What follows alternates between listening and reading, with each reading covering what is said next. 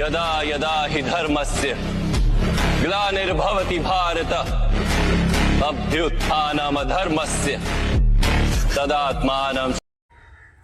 মাননীয় নাগরিক বন্ধু, ভারতীয় সরস্বতী বাঁচাও চ্যানেল থেকে আপনাদের স্বাগতম, প্রীতি, শুভেচ্ছা, অভিনন্দন। বন্ধুরা, তো এ দেশের আসল নাগরিক কাদেরকে বলা হয়? যাদের আই কার্ড প্যান কার্ড আছে তাদেরকে আমরা মানি, তাই না? কিন্তু এদেশের আসল নাগরিক সেই যে ভোট দেয় না, যার কোনো ডকুমেন্টসই নেই, সেই হলো এদেশের আসল নাগরিক। তো এদেশের একজন নাগরিকের একটা কলাইন দু লাইন কথা শোনাবো, তারপর বাকিটা আপনাদের বুঝিয়ে বলবো। চলুন সেই ভদ্রলোকের কথাটা আগে শুনি কি বলছে। किसी पे ना ईडी पे भरोसा है, ना सीबीआई पे भरोसा है, ना कोर्ट पे भरोसा है, किसी पे भरोसा नहीं है। आज बोलने का मतलब मेरे घर में अगर ईडी का छपा हुआ तो आपका भी घर में होना चाहिए ना। कोर्ट सीबीआई सब सत्ता के दबाव में काम सब दबाने, मीडिया भी गोदी हो गई है, मीडिया भी सवाल नहीं पूछ रही है। कांग्रेस का सरकार में तो सब जाके ऐसे लगाते थे चोंगा। बताइए क्या हुआ? এই হলো দেশের আসল নাগরিক। এনার কি ডকুমেন্টস আছে সেটা জানি না, কিন্তু যে কথাগুলো বলছে এটা কিন্তু একদম বাস্তব। ना ईडी पे भरोसा है, ना मुख्यमंत्री पे है, ना राष्ट्रपति पे है, ना प्रधानमंत्री पे है, ना सीबीआई पे है, ना किसी पे किसी पे भरोसा नहीं है। क्यों? তার কারণ হচ্ছে কি, কারোকে দিয়ে ভরসা নেই। কেউ অন্যের জন্য খাটে না, সব নিজের ব্যবসা মনে করে, সবাই নিজের জন্য খাটে। তার জন্য আমাদের এই উড়িষ্যা একটা ঘটনা ঘটেছে, আপনারা আশা করি জানেন, পুরনো হয়ে গেছে। এক বৃদ্ধ ভদ্রলোক আর কি, তার বোন মারা যাওয়াতে তাকে কবর দিয়ে দিয়েছিল। উড়িষ্যায় তাদেরকে কবর দেয়। তো কবর দেওয়ার পরে তার বোনের অ্যাকাউন্টে কিছু আর কি 20-22 হাজার টাকার মতো মনে হয় ছিল।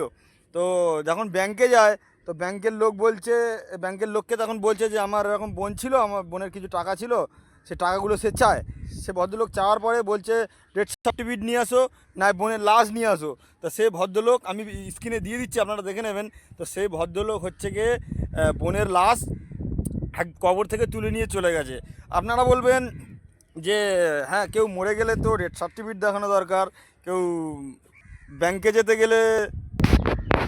গেলে এইটা লাগে সেইটা লাগে। কিন্তু এই নিয়ম তো এভাবে তৈরি করা হয়েছে, আগে তো এরম ছিল না। আদৌ যে ভদ্রলোক বডি নিয়ে গেছে, যাই হোক, ওনার তো প্রথমে টাকা দিয়ে দেওয়া উচিত ছিল। এবার যারা চাকরি করছে তারাও মজবুরি, মানে তারাও গোলাম, এই হয়েছে বিষয়। তো এইগুলো আমাদেরকে গোলাম করে রাখা হয়েছে। আমাদের ডিএনএ চেঞ্জ করে দেওয়া হচ্ছে, এই ভ্যাকসিন সেই ভ্যাকসিন, শরীরে এই কেমিক্যাল, এই আইন, এখানে লাইনে দাঁড়াও, এই কার্ড করো, এইখানে এসআইআর করো, এখানে আধার কার্ড করো, এখানে নাম ভুল, এখানে সেই ভুল। তো এইগুলো আমাদেরকে কন্ট্রোল করার জন্য এই ব্যবস্থা তৈরি করা হয়েছে। আজকের একটা কিছু ফোন ইউজ করতে গেলে আধার কার্ড লাগবে, বা গাড়ি কিনতে গেলে বা জমি কিনতে গেলে সেখানে আধার কার্ড লাগবে। আচ্ছা, আপনি একটা জিনিস ভাবুন, কোনো কোম্পানি যদি ফোন বানায়, তো সে ফোন যখন বিক্রি করবে, আমরা ধরো কিনি ফোন, আমরা যদি সবাই বলি যে বিনা আধার কার্ডে ফোন বেচলে নেবো, না হলে নেবো না, তো সে বাধ্যতামূল্য, সে তো মাল বেচার জন্য তৈরি করেছে। তো সে বিনা আধার কার্ডেই মাল তখন বাধ্য হয়ে বেচবে, গাড়ি হোক, বাড়ি হোক, যাই হোক। কিন্তু আমরা যেহেতু এটাকে মেনে নিয়েছি যে আধার কার্ড দেখাতে হবে, যার জন্য ওরা সুযোগটা নিচ্ছে, আমাদের ইনফরমেশান সমস্ত কিছু তাদের কাছে রয়েছে। কটা গাড়ি, কটা বাড়ি, কারণ সব জায়গায় আধার কার্ড লিঙ্ক করা। আপনি দেখুন, এই কোর্ট বলো, পুলিশ বলো, সমস্ত ব্যবস্থা ফ্রড, ইংরেজদের বানানো। কোর্ট যদি সঠিক হবে, কোর্টে যদি সঠিক বিচার হবে, তো কোর্টের ভিতরে তো ক্যামেরা লাগানো থাকবে, বা আপনি ভিডিও ফোন বের করে ক্যামেরা করতে পারবেন। আমি যদি কোনো অন্যায় কাজ না করি, তাহলে আমার ভিডিও করতে আমি আপত্তি করব? নিশ্চয়ই করব না। যখন অন্যায় কাজ করব তখনই তো আপত্তি করব। তো কোর্টের ভেতরে ভিডিও করতে পারবেন না, তার কারণ ওখানে তো অন্যায় হয়, আপনি অন্যায়টা সবাইকে দেখাতে পারবেন না। তো এই ব্যবস্থা ফ্রড, ইংরেজদের জানানো। থানায় গিয়ে আপনি ফোন বের করবেন হুমকি ধুমকি দিয়ে, তো আপনি করতেই পারবেন না, ভিডিও বলো, বলো।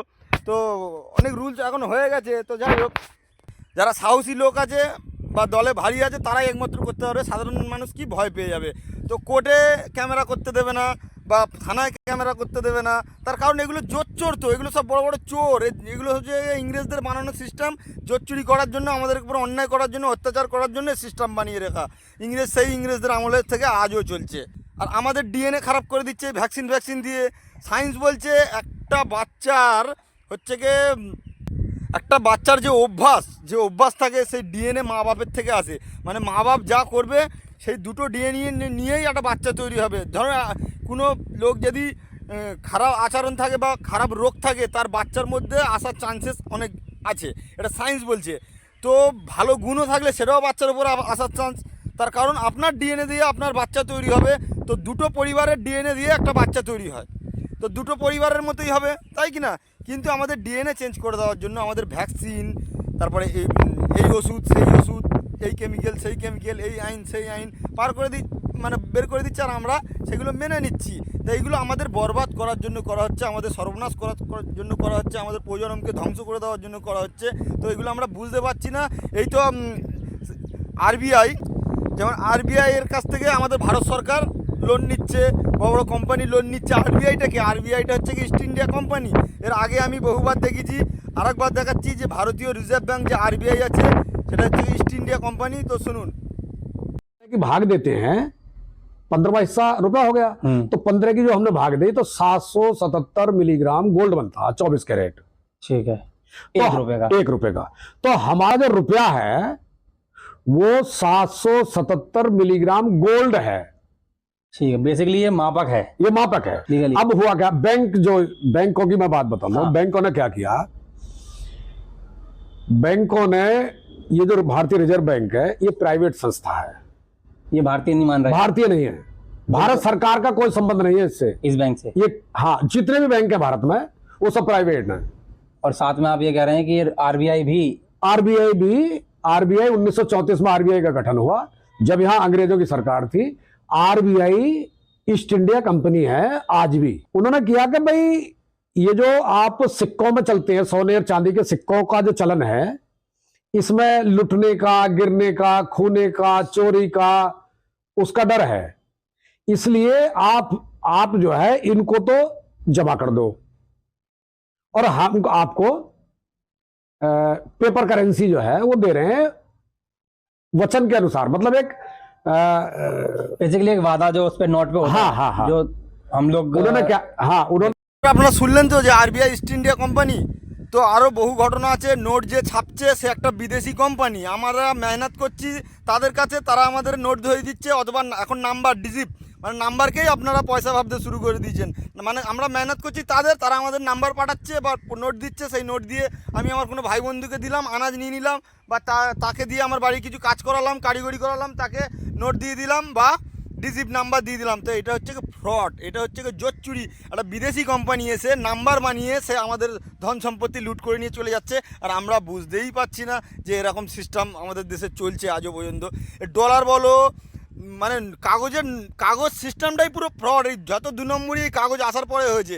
যেমন ওই ভদ্রলোক ব্যাংকে গেছিলো, ঠিক আছে, এই কাগজ দেখায় সেই কাগজ দেখাও বলছিল কি না, তো কাগজ ছাড়া হাজারো সাম্রাজ্য আমাদের চলে গেছে, একটারও কাগজ লাগেনি। আর এখন বড় বড় পণ্ডিতরা এসে, ডিগ্রিদারি গাধা এসে এখন আমাদেরকে শেখাচ্ছে এই কাগজ দেখাও, সেই কাগজ দেখাও, হ্যান কাগজ দেখাও, ত্যান কাগজ। আজকে আমি ধরো বাড়ি করছি, আচ্ছা পুলিশ এখন আমাদের হেলমেট ছাড়া ধরে এ করে, আমি যদি এখন পুলিশকে বলি যে হেলমেট ছাড়া যাওয়া যাবে না, এটা কোথায় লেখা আছে আমার দেখাও, পুলিশ কিন্তু আমাকে দেখাতে পারবে না। পুলিশ কি বলবে, যে সবাই জানে হেলমেট ছাড়া রাস্তাতে চলা যায় না বা কি। মেনে নিলাম ভাই, সবাই জানে হেলমেট ছাড়া রাস্তায় চলা যায় না বা কি, ঠিক আছে, মেনেই নিলাম। এবার আমি ধরুন যেমন বাড়ি করছি, তা আমার বাড়ি তো এখানে আটকাচ্ছে, এখানে আমার পূর্বপুরুষ এসে বসবাস করে গেছে। তো এটা তো সবাই জানে যে এখানটা আমার পূর্বপুরুষ, আমার বাড়ি করা রয়েছে, আমার জায়গার ট্যাক্স কাটানো হয়, সমস্ত সাবুত প্রমাণপত্র রয়েছে, তাও আমার বাড়ি করতে দেওয়া হচ্ছে না, আমার বাড়ি আটকানো হচ্ছে। তাহলে বলুন, ওটা যেমন সবাই জানে, তো এটাও তো সবাই জানে এখানে আমার পূর্বপুরুষ বসবাস করছে। তাহলে জোরজবস্তি কেন আমাকে আটকাচ্ছে, কেন আমাকে মানে বারবার এই কেস সেই কেস দিয়ে কতবার আমাকে থানায় ধরে নিয়ে যাচ্ছে কেন? তার কারণ হচ্ছে কি, এগুলো আমরা গোলাম হয়ে গেছি, আমাদেরকে গোলাম করে রাখা হয়েছে, আমাদেরকে গাধা বানিয়ে রাখা হয়েছে। তো বন্ধুরা, এই জন্য আপনাদের অনুরোধ করছি, আপনারা জাগুন, বিষয়গুলো বোঝার চেষ্টা করুন, এদেশে কী কী ফ্রড হচ্ছে।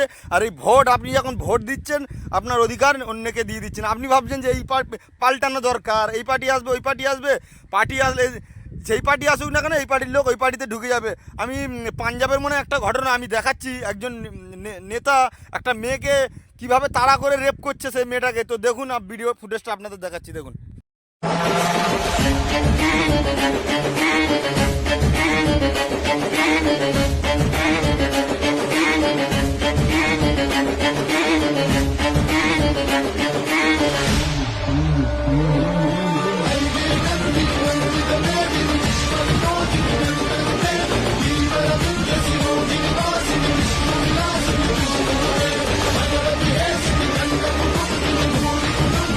তো বন্ধুরা দেখলেন তো, খুব অবাক লাগলো না? এরকম লাখো ঘটনা আছে যা রেজিস্টার হয় না।